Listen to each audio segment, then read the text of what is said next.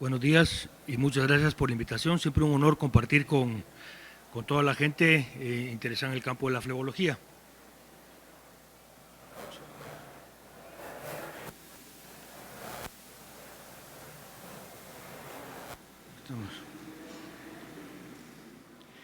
Vamos a hablar un poquito de los métodos endovasculares que tenemos actualmente. Mínimo de historia. El objetivo de los tratamientos de la insuficiencia venosa es básicamente, cuando están bien indicados, es eliminar o remover las venas que están insuficientes. Como dijo el doctor Theodore Lurie, es que cambiamos la anatomía para corregir la fisiología. Me encantó ese dicho del doctor. ¿Por qué ha habido tantos cambios recientemente? Porque existía la necesidad.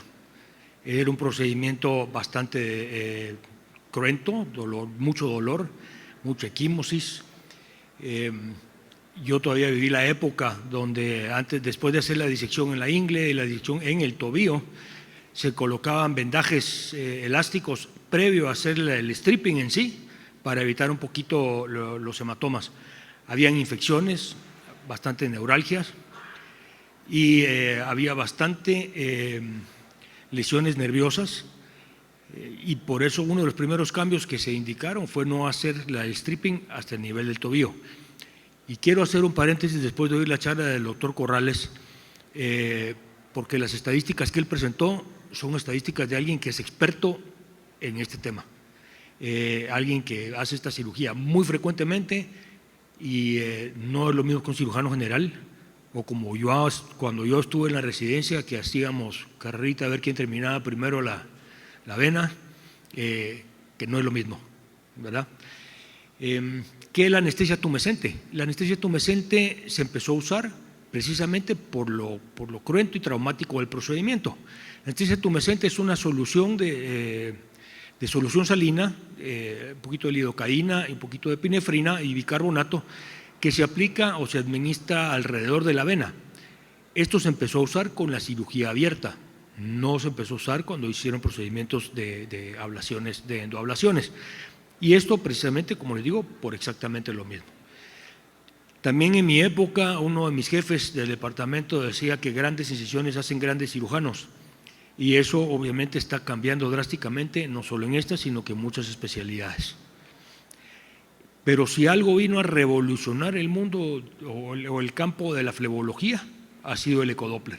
El ecodoppler para un adecuado diagnóstico, para un adecuado seguimiento, para un adecuado plan de una cirugía, para lograr mejores objetivos a la hora de estar haciendo una cirugía, por ejemplo, cómo dirigir la anestesia tumescente en ciertas áreas y dirigirlo mejor alrededor de la vena. Como pueden ver ustedes, estos números ya son bien viejos, pero prácticamente se cuadruplicó el número de cirugías de venas que se hacían en muy poco tiempo, debido al advenimiento de los procedimientos endovasculares, que su principal beneficio es menos dolor. De lo primero que se empezó a hacer endovasculares fueron las ablaciones químicas. Los dos agentes más utilizados actualmente es el polidocanol y el tetradesil sulfato, que se pueden usar como líquido o como espuma, inyectando la vena. ¿Qué es importante con esto? Se debe hacer a ojos vista, se puede usar con un transiluminador, se puede hacer ecodirigido o con realidad virtual. ¿Qué ventajas? Es que es extremadamente barato, no se utiliza anestesia, se puede hacer en la clínica y es muy versátil. Las desventajas es que tiene una alta incidencia de recurrencias, el control del efecto, porque media vez ustedes inyectaron el medio o el esclerosante dentro de una vena, no saben cuánto va a caminar el efecto. En teoría, el polidocanol pierde su efecto bastante rápido y relativamente cerca, pero obviamente hay casos donde hay tromboflebitis un poco distantes al sitio de punción y esto puede suceder, ¿verdad? También casos de manchado, que esto es más significativo cuando la paciente consulta por necesidades más estéticas, entonces hay que tomar eso muy en cuenta. Hay trombosis y flebitis. La curva de aprendizaje de esto, pues también hay. en especial en cuanto a cantidades de líquido a usar, las concentraciones que se deben de usar, y si lo va a hacer uno ecoguiado, pues también es importante. Las constantes es que el inyectar este tipo de líquidos esclerosantes dentro de la vena va a producir un vasoespasmo y necesita usar una compresión post-procedimiento. Estos son unos ejemplos. Aquí ven ustedes, por ejemplo, a mi izquierda el transiluminador, abajo la realidad virtual, y a la derecha es una complicación de una escleroterapia, pues obviamente mal hecha. Estas úlceras tardan en sanar también, no es así de fácil tratarlas. Este es un caso que lo he puesto varias veces de ejemplo, un procedimiento mejor hecho, con un buen diagnóstico, con un eco. Esta paciente estuvo por lo menos un par de años yendo a otro centro donde solo le ponían vendaje y le ponían cremas. Cuando llegó conmigo sí tenía la safena insuficiente, pero le encontré 2 perforantes, las cuales en la primera consulta le hicimos escleroterapia dirigida con el ecodoppler, y 3 semanas después ustedes ven el cambio en el tobillo que tenía esta paciente. Ahora las ablaciones térmicas, que se conocen como TT, porque son térmicas y tumescencia, estas empezaron alrededor del año 98-2000 a realizarse, y empezaron a hacer estudios y los beneficios de este tipo de procedimientos. Pero fue hasta en este artículo, que fue de parte del American Venous Forum y publicado en el Journal de Cirugía Vascular, fue dando por primera vez, de acuerdo a las indicaciones, se colocaba las ablaciones o las endoablaciones por encima de los procedimientos abiertos. Ahorita ya la clasificación no es 1A, sino que es 1B. Hay cosas que han cambiado, pero sí están mucho más indicadas las ablaciones sobre la cirugía de stripping. Esto, por supuesto, también tiene su influencia del lugar donde se encuentre uno, porque no es lo mismo ser en un departamento que todavía no está disponible o no está tan accesible como aquí en la capital. Es lo mismo que pasó con la cirugía laparoscópica, que antes básicamente era en la capital, pero eso seguir expandiendo porque es un procedimiento mucho más beneficioso que la cirugía abierta. Principios generales es que la punción debe hacerse dirigida con un ecodoppler. Se introduce, a través de la punción se introduce una guía, y a través de la guía se introduce, valga la redundancia, un introductor, ¿ya? Y a través de este se mete la fibra de láser o la fibra de radiofrecuencia. Ya habiendo localizado el catéter o la fibra a nivel del callado, a más o menos 1 o 2 centímetros del callado, dirigido con el ecodoppler también, se dirige la anestesia tumescente alrededor de la vena. Cada quien tiene su método. Yo premarco a mis pacientes preoperatoriamente con anestesia y pongo anestesia local, y a través de estos puntos administro la anestesia tumescente. Mis pacientes, dicho sea de paso, casi todos los hago solo con anestesia local, no los hago con sedación, y esto me ha dado bastante buen resultado. Luego se procede a aplicar la energía, y nuevamente con radiofrecuencia o con láser, que es importante también el uso de compresión postoperatoria. Yo pongo a mis pacientes incluso a caminar inmediatamente después de salir del hospital, antes de irse a su casa, por lo menos unos 20-30 minutos, pero sí hay que utilizar compresión postoperatoria. Yo en lo personal uso un vendaje elástico y uso una media de compresión graduada encima. Los procedimientos deben de ser ambulatorios. En mi caso, nuevamente, el paciente está solo el tiempo que esté en quirófano. Hay gente que utiliza sedación o bloqueo. Creo que la mayoría de los cirujanos aquí que hacen procedimientos endovasculares usan sedación o bloqueo. Tiene sus grandes ventajas, el paciente no siente absolutamente nada, es mucho más fácil administrar la anestesia tumescente porque uno no tiene que estar midiendo dónde está funcionando o no, pero en mi opinión yo creo que es mejor hacerlo solo con anestesia local. Existe la curva de aprendizaje también, en especial para nosotros los cirujanos generales, que tenemos que aprender a manejar el eco y aprender a puncionar dirigido con eco, que no es tan fácil como parece. Tiene sus mañas, tiene sus trucos, y sin guía, alguien que esté a la par de uno explicándole, es todavía más difícil. La principal ventaja de este tipo de procedimientos son a corto plazo. Y la principal es menos dolor posoperatorio, menos equimosis, etcétera, pero obviamente a corto plazo es la mayor ventaja. Ya después de unos 6 meses a un año, las tablas de BCSS que presentó el doctor Corrales, los resultados son básicamente los mismos con cirugía abierta que con cirugía o procedimientos endovasculares. El láser endovascular es probablemente el que más ha evolucionado. El láser es una luz amplificada por emisión de radiación, hay diferentes longitudes de onda. Los más bajos, 940 y 980, ya casi no se utilizan acá. El 1470 y el 1950, las longitudes de onda son las más populares actualmente. Yo en lo personal acabo de empezar a usar el 1940, es excelente, y esto depende de qué es lo que hace la diferencia con esto, hacia qué se apunta la energía. Y los láseres de mayor longitud de onda apuntan, calientan el agua, y entonces hay mucho mejor efecto. Y el 1950 tiene la ventaja que la penetración del calor es básicamente 1 milímetro, así que es muy poco el dolor posoperatorio y mucho disminuye el chance de lesiones nerviosas alrededor. ¿De qué se trata? Pues lo que ya les expliqué, quemar la vena con láser. Estos son 2 ejemplos de tipos de punta, una con doble halo y la otra que es radiante. Antes se utilizaban o todavía se usan mucho las fibras bare tip, que le llaman, o fibras desnudas, que son un rayo recto, que también tienen su indicación y todavía funcionan bien. Y la ventaja es el costo, y esta fibra es reusable. La radiofrecuencia también es un método muy popular. Es el catéter que se utiliza actualmente, es el que ven ustedes a mi izquierda, que es una punta de 7 centímetros que calienta a 120 grados. Es un procedimiento bastante estandarizado. Incluso ustedes ven el botoncito blanco ahí que lo presionan y la máquina solita se calienta, va detectando la temperatura que hay alrededor, quema el endotelio. Sí se puede hacer con presión externa para tener un mejor resultado.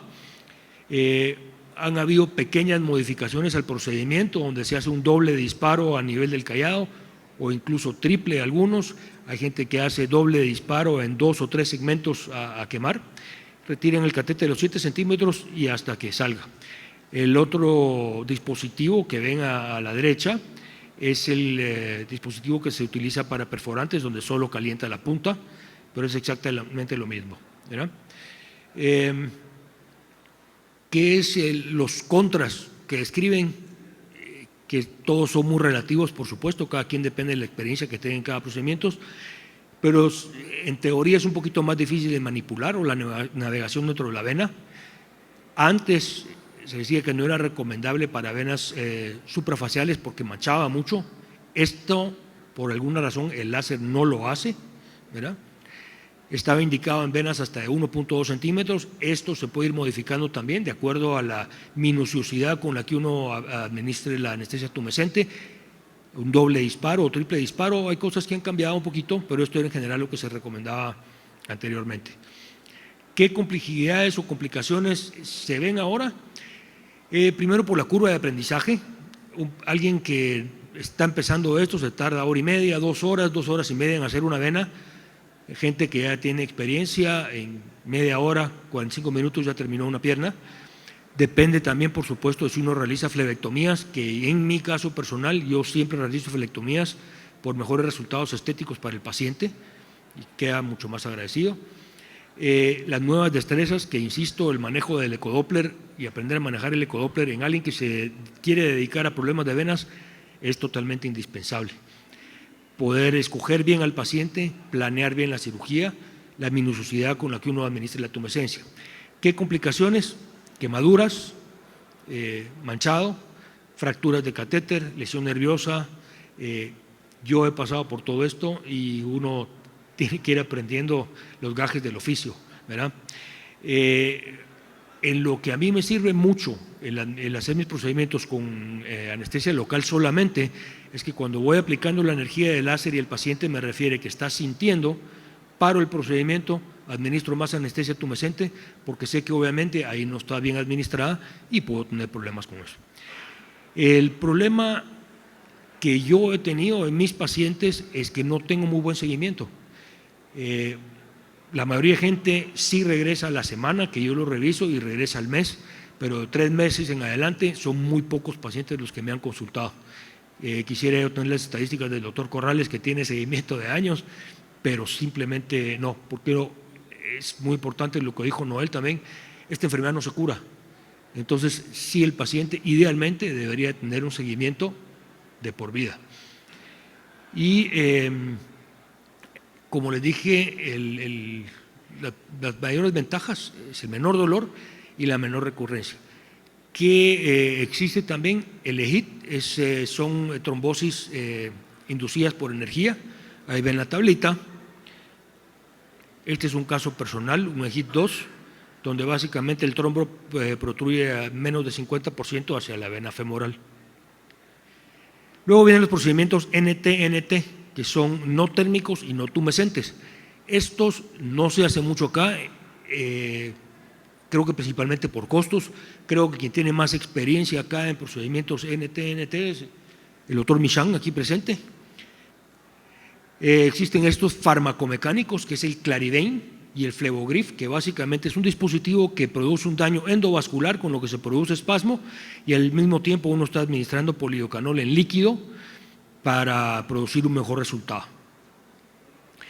El Venacil, que es el cianoacrilato, que es en el que tiene amplia experiencia el doctor Michan, es exactamente el mismo procedimiento. Se introduce el catéter con anestesia local, de preferencia. Se introduce el catéter hasta arriba y hasta el callado, y se empieza a liberar el cianoacrilato por pasos y por tiempo, haciendo cierta compresión en cada sitio que se va haciendo. Las ventajas, las de siempre: anestesia local, es rápido, es ambulatorio, en teoría no necesita compresión postoperatoria, no produce manchado y se puede utilizar también en perforantes. Desventajas: puede haber migración de goma, puede haber reacciones alérgicas, sí hay dolor, a pesar de que lo promueven como que es indoloro, sí hay dolor porque siempre se produce una reacción inflamatoria endovascular, ¿verdad? Y el costo si no estoy mal, del dispositivo está alrededor de $1,000. Estos son un par de ejemplos de procedimientos. Si ustedes ven con cuidado ahí, se ve la punta del catéter y ahí colocamos la fibra de láser justo en la punta. No sé si lo logramos ver otra vez. No lo logramos ver. Esta es la administración de la anestesia tumescente alrededor de la vena, que yo creo que es una destreza muy importante que hay que aprender. Ahí ven ustedes un poquito de anestesia tumescente debajo de la fibra y el instructor donde están colocados, y van a ver la aguja entrando en la parte de arriba, y esto es lo que queremos hacer. Básicamente hacer un charquito alrededor de la vena para aislar las estructuras adyacentes y lograr una mejor compresión de la vena con la anestesia tumescente. Luego vemos aquí un modo de puncionar, es transverso. Aquí no vemos el final del procedimiento, pero ustedes ven ahí la vena, que es una vena relativamente grande, y van a ver aquí aproximándose el catéter y eventualmente pues paró dentro de la vena, y eso lo tienen que hacer ustedes a ojos vista. Y vemos aquí administración de anestesia tumescente de modo transverso también, como van a ver ustedes en este procedimiento o en este corto video. Va a hacer falta en la parte inferior la administración, pero básicamente eso es lo que quiere hacer uno con la anestesia tumescente. Hacer un charco alrededor de la vena está en el punto blanco en medio, falta la parte inferior para que sea mejor aplicado.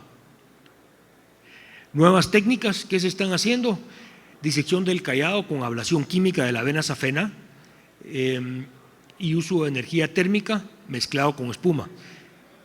Recién empieza nuestra experiencia en este tipo de procedimientos y es con muy buenos resultados, gracias a Dios. Y ahora vamos a tener, si siguen los planes del doctor Michan, vamos a tener el HIFU, que básicamente es un aparato externo que con básicamente microondas o con ultrasonido, desde afuera, sin necesidad de hacer ninguna punción, logra quemar la vena. Esto es un procedimiento bastante computarizado, bastante realizado por realidad virtual básicamente, pero la gran ventaja es que se pueden tratar venas tortuosas desde afuera, cosa que es muy difícil realizar con láser o con radiofrecuencia. Entonces, muchas gracias.